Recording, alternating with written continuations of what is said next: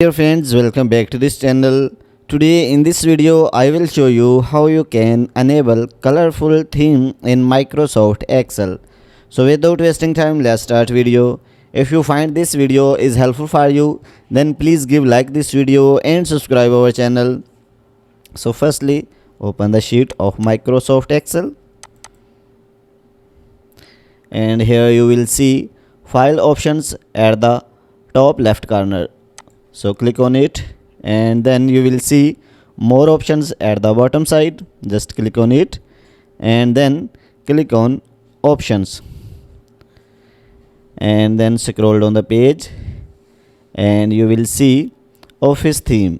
So just click on it and then click on colorful options. After that, click on OK. So you can see colorful theme is enabled. So guys, in this way you can enable colorful theme in Microsoft Excel sheet. So guys, if this video is helpful for you, then please give like this video and subscribe our channel. Thanks for watching.